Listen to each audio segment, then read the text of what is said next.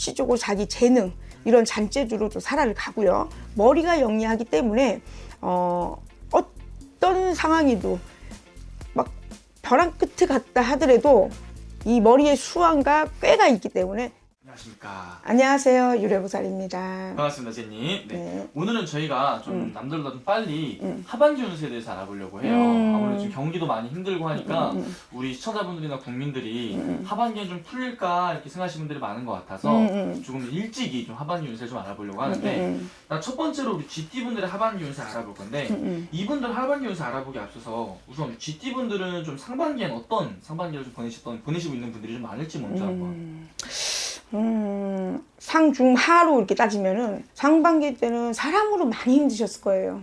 그리고 마음앓이를 많이 했지. 왜냐면 실질적으로 띠 자체는 금전의 운도 좋은 편이시고 머리 회전 이런 게 굉장히 좋고 돈을 이렇게 잘 재테크나 이런 걸 좀 잘 하시는 편인데 남한테 돈을 만약에 빌려주거나 식구한테 빌려주거나 가족들한테 뜻하지 않게 나가서 마음앓이 하는 경우들이 종종 있었어요.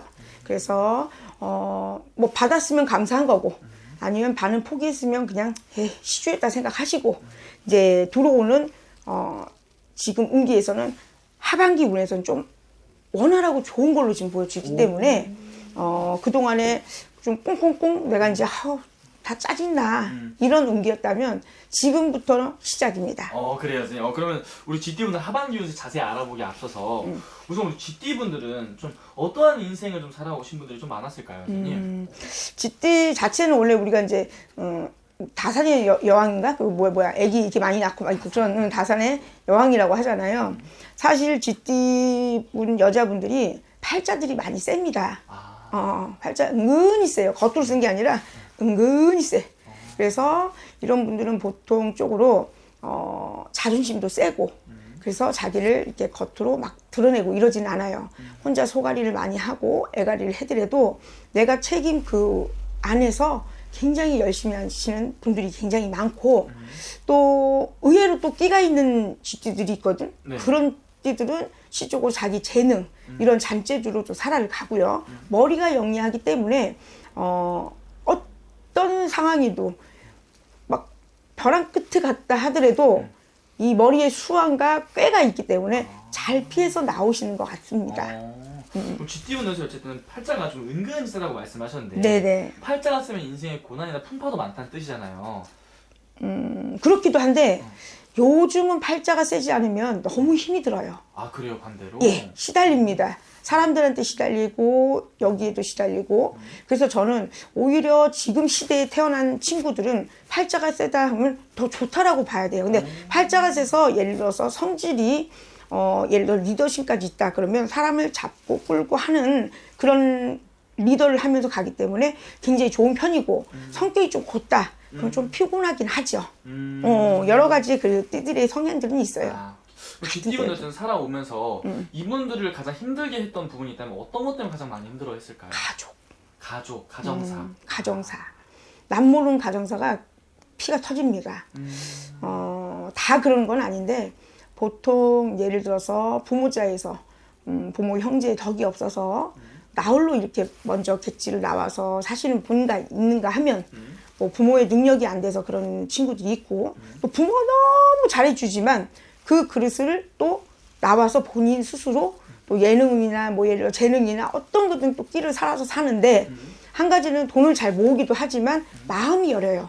그래서 돈을 탕진이나 그런 것은 본인이 할 수도 있지만 재살이 있어서 남을 빌려주면 두 가지가 좀 안 좋을 수가 있는 건데 거의 가정사가 많이 힘들었던 것 같아요. 그래도 우리 GT분들 하반기 선생님 보시기에 좀 많이 이제 좀 괜찮아진다고 말씀해 주셨는데 네네. 하반기 우리 GT분들 좀 어떤 부분을 기대해봐도 괜찮은 건가요? 이제 우리가 이제 묵는 삼재거든요. GT가 묵는 삼재인데 내년의 삼재에서는 또 나가는 삼재에서 용의 해운년이에요. 합의가 드는 해운년이기 때문에 우리가 6, 7월만 돼도 내년에 운기가 온다라고 볼 수가 있어요. 그래서 첫째는 시제 쪽으로 예를 들어서 우리가 각각이 근데 거의 다 비슷비슷하긴 하지만 각각이 예를 들어서 금전 쪽으로 요즘 제일 많이 힘들어 하시잖아요. 그래서 아마 돈 쪽으로 좀 힘들지 않은 것을 좀 풀려나가지 않을까.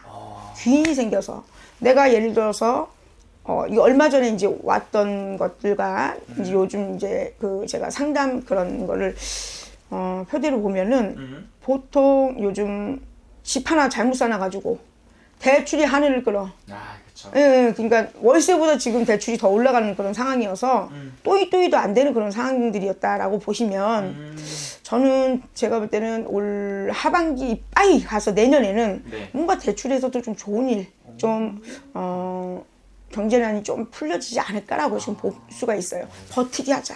버티기 하자. 아, 그래서 GT분 선생님 보시기에 네네. 가장 기운이 좋은 달이 있다면 몇 월 달의 기운이 가장 좀 괜찮아 보이는 건지. 여기서는 지금 음으로 3월이에요. 지금 음력으로. 네. 이제 4월도 나쁘지 않습니다. 4월도 고만고만 나쁘진 않으시고 또 5월은 조금 충돌이 있는 그런 해운년이긴 하기 때문에 이 달에는 손재가 있든 사고가 있고 병고가 있고 조금 이별수가 좀 들어오는 해운년이라면 오히려 6월 달에는 그게 조금 정리정돈이 되는 캐라.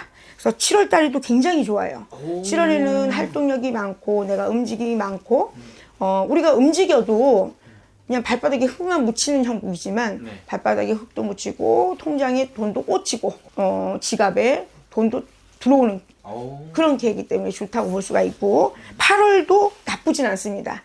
근데 8월에는 사실 이거는 그냥 우리가 평범 그냥 보는 거예요. 8월에는 사실 돈은 들지는 모르고 사업은 잘 될지 모르나 인연, 연인과의 좀 이별수가 조금 들어올 수가 있고 부부나 그런 게 조금 분란은 조금 있을 수 있어요. 그러니까 사업이나 이런 쪽은 굉장히 좋은 편이고요. 또 아기를 못 가지신 분들 요즘 좀 많잖아요. 요즘 진짜 많거든요. 왜 그러냐면 약간 좀 사이가 좋아지긴 했지만 좀 변질된 그 맞지요? 변질이라고 해야 되나? 그러니까 좀 공해가 좀 안 좋고 이러다 보니까 임신하기가 어렵다라고 얘기하시는 분들이 8월, 9월, 10월부터는 좀 시소식이 있을 듯 하고요. 9월에는 또 좋으면서도 승진의 또 수가 좀 들어와 있을 수도 있고 변동. 그러니까 아마 작년, 재작년 진짜 나 똥 쌌어 너무 힘들었어 막 이러시던 분들이 이제 조금 숨을 쉬지 않을까. 그래서 9월부터는 점차 11월도 괜찮고 10월도 괜찮고 11월도 괜찮고 12월도 괜찮고 근데 12월에서 1월에는 조금 부모상이 있거나 연세가 드신 분들은 좀 부모상이나 부모가 병원을 가신다든가 그런 쪽에 조금 곤란은 있을 수 있습니다.